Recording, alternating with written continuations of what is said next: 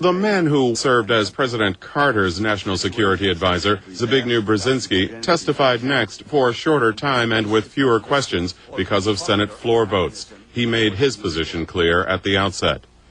I think it is obvious, therefore, that the American national interest calls for a significant change of direction. Brzezinski provided a scenario in which further deterioration in Iraq could lead to U.S. military action against Iran.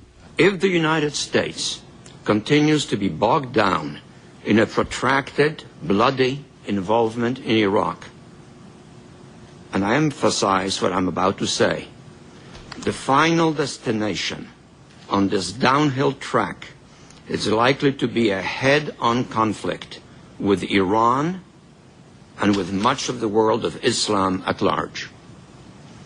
A plausible scenario for a military collision with Iran involves Iraqi failure to meet the benchmarks, followed by accusations of Iranian responsibility for the failure, then by some provocation in Iraq or a terrorist act in the United States blamed on Iran, culminating in a quote-unquote defensive U.S. military action against Iran that plunges a lonely America into a spreading and deepening quagmire, eventually ranging across Iraq, Iran, Afghanistan, and Pakistan.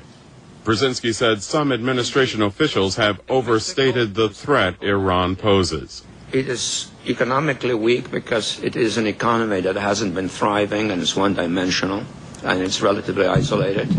And I think our policy has unintentionally, I hope unintentionally, maybe it was devilishly clever, but I think unintentionally helped Ahmadinejad consolidate himself in power and exercise a degree of influence which actually his position doesn't justify. And the former national security advisor warned of what might happen in Iraq without a significant change in direction.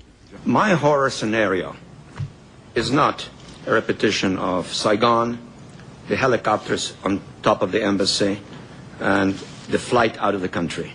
My horror scenario is that by not having a plan, and I understand that my friend yesterday discussed perhaps the possibility of a secret plan that the administration has. My fear is that the secret plan is that there is no secret plan.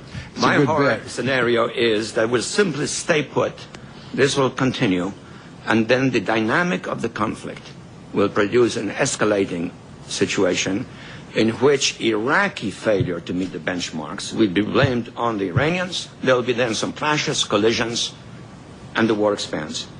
Now, as far as dealing with the rebuilding of Iraq in a setting in which we commit ourselves to disengage, and the commitment to disengage set jointly becomes a trigger for an international conference, I think a great deal depends not on us engaging in nation building, but on the surfacing of a genuine Iraqi motivation.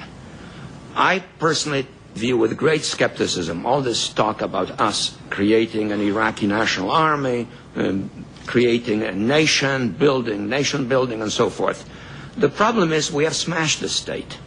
We have given an enormous opportunity for narrow sectarian interests and passions to rise.